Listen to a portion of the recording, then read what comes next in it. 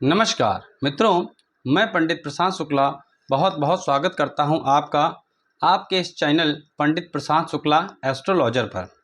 मित्रों, आज के वीडियो में हम चर्चा करने वाले हैं कि चंद्र महाराज कुंडली के प्रत्येक भाव में किस प्रकार का फल देते हैं।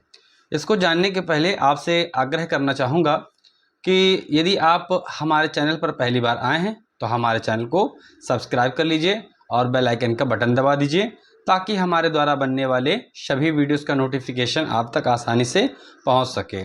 और यदि आप अपनी कुंडली पर परामर्श चाहते हैं, अपनी जन्म कुंडली से संबंधित किसी प्रश्न को पूछना चाहते हैं तो हमारे इस व्हाट्सएप नंबर पर 9621839414 पर संपर्क कर सकते हैं।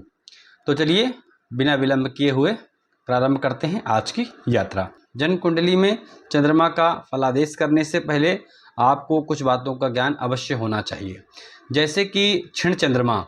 क्षीण चंद्रमा क्या होता है?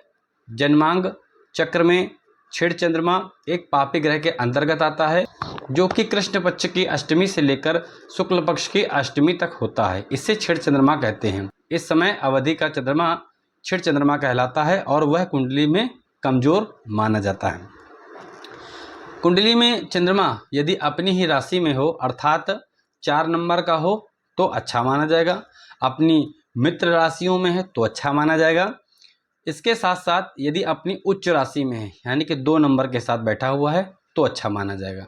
चंद्रमा कोई दुर्योग बनाकर बैठा है, जैसे राहु के साथ बैठ गया यानी कि चंद्रग्रहण योग बन गया, केतु के साथ बैठ गया या शनि के साथ बैठकर विष योग बना रहा है, तो ऐसी अवस्था में चंद्रमा कमजोर माना जाता है।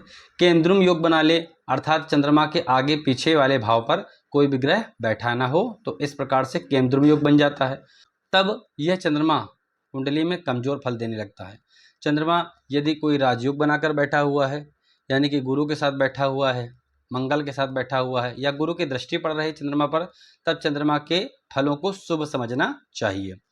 चंद्रमा जिस राशि पर बैठा है उस राशि का राशिपति भी कुंडली में यदि कहीं पर अच्छी अवस्था में बैठा है तो चंद्रमा के फल शुभ मानने चाहिए।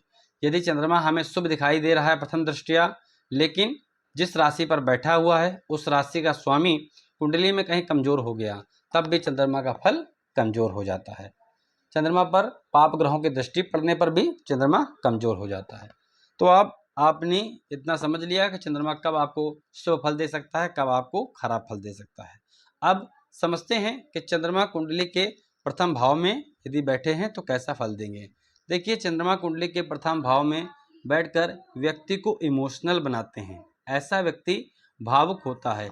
यदि केतु के साथ बैठ जाए या किसी पाप ग्रह से पीड़ित हो जाए तो ऐसा व्यक्ति किसी मूवी में कोई दुखद दृश्य को देखकर रोने लगता है, उसके आंसू निकलने लगते हैं। ऐसा व्यक्ति कल्पनाशील होता है, विनम्र होता है, बहुत जल्दी घुल मिल जाने वाला होता है। ऐसे व्यक्ति का जीवन साथी सुंदर होता है क्योंकि सप्तम स्थान पर दृष्टि पड़ती है। मान सम्मान पाने वाला होता है। प्रतिष्ठा एवं मान सम्मान जीवन साथी को भी प्राप्त होता है। ऐसा व्यक्ति ऐश्वर्यशाली, सुखी और व्यवसाय में इंटरेस्ट लेता है। अब बात कर लेते हैं कि जब जन्मांक चक्र के द्वितीय भाव में चंद्रमा बैठे हैं तो कैसा फल देते हैं। तो ऐसा व्यक्ति जीवन में अचल संपत्ति प्राप्त करता है, शांति प्रिय होता है, भाग्यवान होता है, सहनशील होता है, विदेश जाने के योग बनते हैं। ऐसा व्यक्ति भोगी, मृदुभाषी और सुंदर होता है। अष्टम भाव पर इनकी दृष्टि पड़ने के कारण ऐसा व्यक्ति शीत जनित रोगों से परेशान रह सकता है। अब बात कर लेते हैं कुंडली के तीसरे भाव में चंद्रमा यदि बैठे हैं तो चंद्रमा कुंडली के तीसरे भाव में बैठेंगे तो व्यक्ति को प्रसन्नचित्त रहने वाला बनाएंगे। ऐसे व्यक्ति का दिमाग संन्यास की तरफ अधिक भागता है। यदि कुंडली में शुक्र उतनी मजबूत अवस्था में ना बैठा हो या सुखों का योग, भोगों का योग अधिक ना दिखाई पड़ रहा हो तो ऐसा व्यक्ति संन्यास की तरफ भागने लगता है। जरूरी नहीं कि संन्यास के लिए वह व्यक्ति सन्यासी ही बन जाए, कहीं जंगल में भाग जाए। हो सकता है वह घर में गृहस्थ रहते हुए भी संन्यास का पालन कर सकता है। ऐसे व्यक्ति के साथ देखने को मिलता है कि ऐसे व्यक्ति समय पर अपना काम नहीं करते हैं, कफ रोग से परेशान होते हैं और चंद्रमा एक शुभ ग्रह होने के कारण जब इसकी दृष्टि भाग्य भाव पर पड़ती है तो ऐसा व्यक्ति भाग्यवान भी होता है। अब बात कर लेते हैं कि चंद्रमा कुंडली के यदि चतुर्थ भाव में आ जाएं तो कैसा फल देते हैं। चतुर्थ भाव में जब चंद्रमा बैठता है तो ऐसे व्यक्ति को माँ का सुख प्राप्त होता है। चंद्रमा यदि पीड़ित हो जाए तो माँ को रोगी बना सकता है। चंद्रमा शुभ ग्रह है, इसकी दृष्टि कर्म स्थान पर पड़ेगी तो कार्य क्षेत्र में सफलता प्रदान करेगा। ऐसा व्यक्ति मान सम्मान प्राप्त करने वाला। ऐसे व्यक्ति के जीवन में रोग कम देखने को मिलते हैं, सुखी होता है, परोपकारी होता है, उदार होता है और सर्दी खांसी से संबंधित समस्या व्यक्ति को हो सकती है।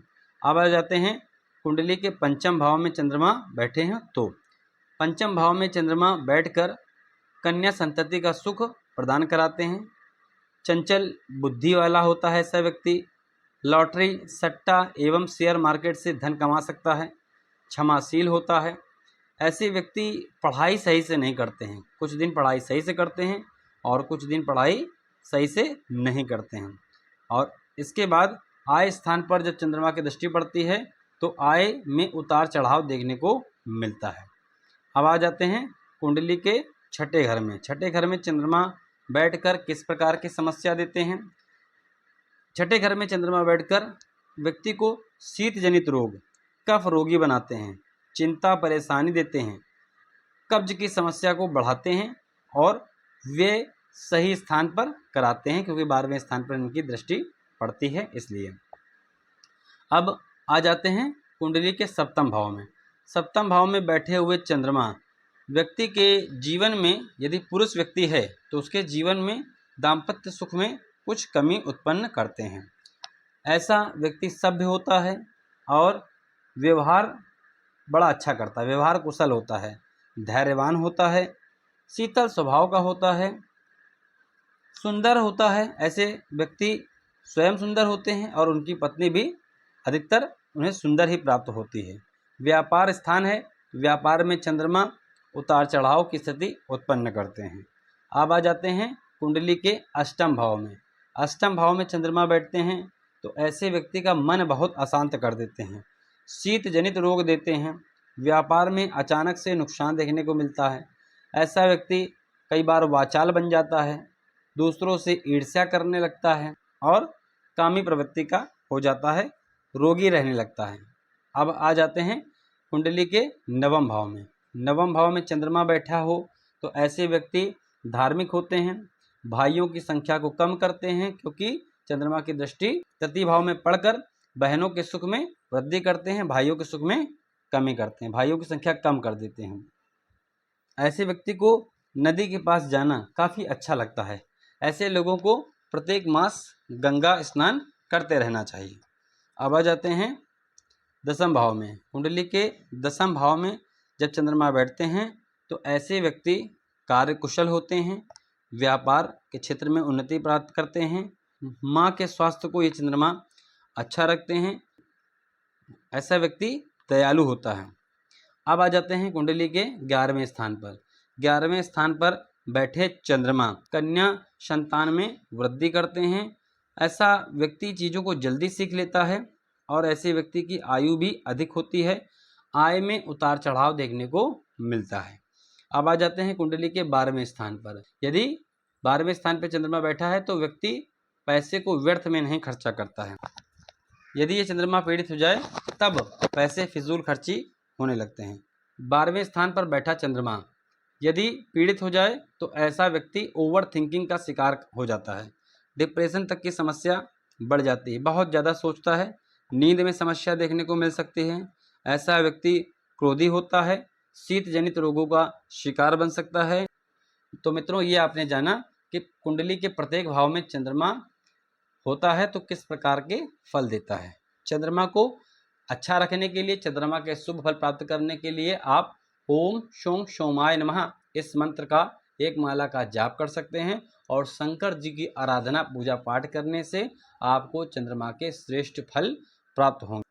तो आशा करता हूँ कि ये वीडियो आपको अच्छा लगा होगा। तो आज के लिए बस इतना ही। धन्यवाद।